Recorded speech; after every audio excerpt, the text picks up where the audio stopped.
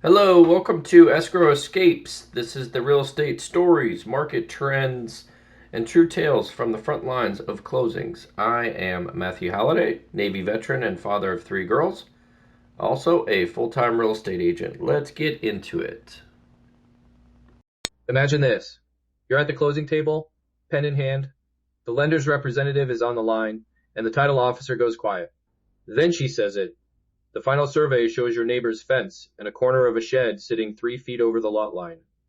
Funds are paused, everybody's heartbeat rises. Welcome to Escrow Escapes. I'm Matthew Halliday, and today we handle that exact blindside. Calm, practical, and with a plan you can use immediately.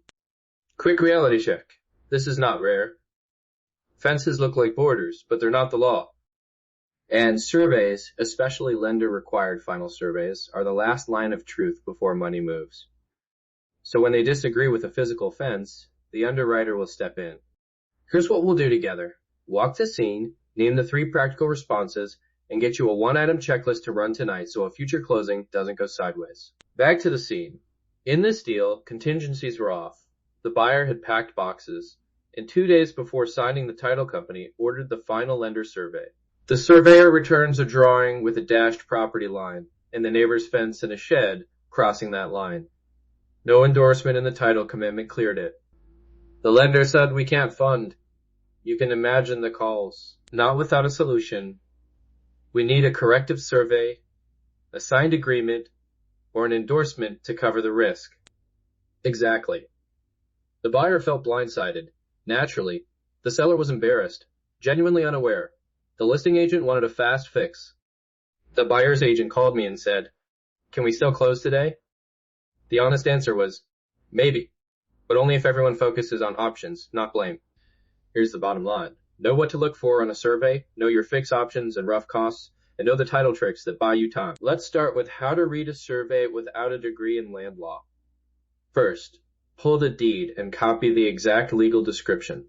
Lot and block, meets and bounds, or recorded plat. Next, on the survey, look for dashed boundary lines, bearings, and distances, and the surveyor's notes labeled encroachments or exceptions. If a structure intersects the dashed line, that's a flag.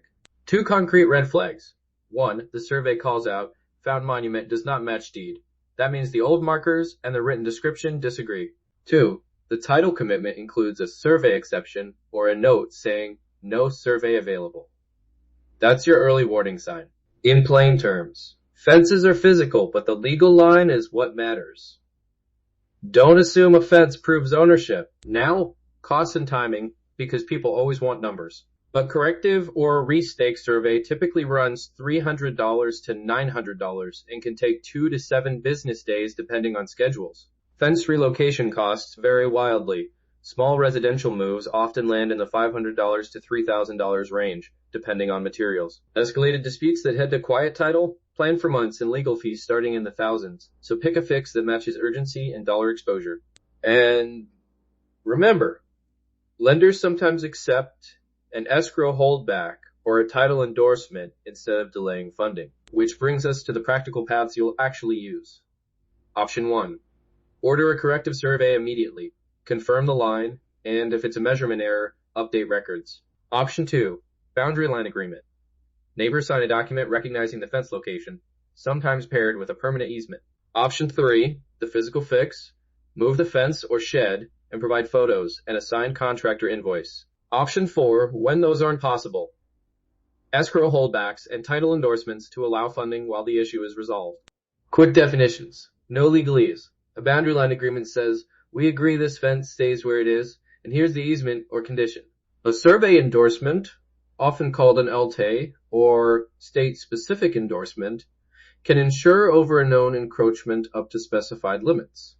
An escrow holdback places money in escrow, e.g., $2, $500 to $10,000, depending on the dispute severity, until the corrective work or documents are in. Those tools keep funds moving and protect the lender and buyer. Here's a short, copy-ready script agents can use at the table when the survey lands. We received the final survey, and it shows an encroachment at the northwest corner. We have 3 practical ways to proceed. Order a corrective survey, sign a boundary line agreement with an appropriate title endorsement, or temporarily hold back funds while the structure is moved. Which option would you like us to prioritize? It's calm, fact-based, and moves toward a decision. If you need an email template right now, here's one you can paste. Attached is the final survey. It indicates an encroachment at the northwest corner. Please confirm if you'll authorize a corrective survey immediately or prefer to discuss a boundary agreement.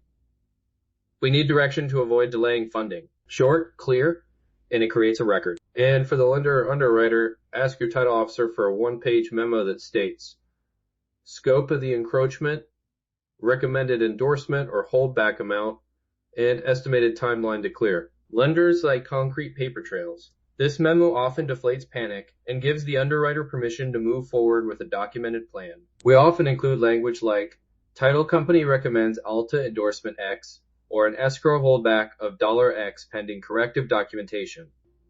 That line helps lenders approve funding while protection stays in place. Before we close, one practical item you can run tonight. Do this now. Pull the deed and copy the legal description. Then call or email your title company and ask whether the commitment includes any survey exceptions and whether they have a prior survey on file. That single step exposes many hidden risks before someone has packed a box. A final tip from the trenches. Keep the conversation tactical. People go emotional when their boundary is questioned. It's personal. I get it. But an agent who asks which solution works for you shifts the room from accusation to action. That calm pivot is often the difference between a dead deal and a closed sale. That's a wrap on this episode of Escrow Escapes. Thanks for listening. Remember, every deal has bumps. It's how you navigate them that counts. If this episode helped, subscribe to Escrow Escapes so you don't miss practical, deal-ready guidance. Let's break it down.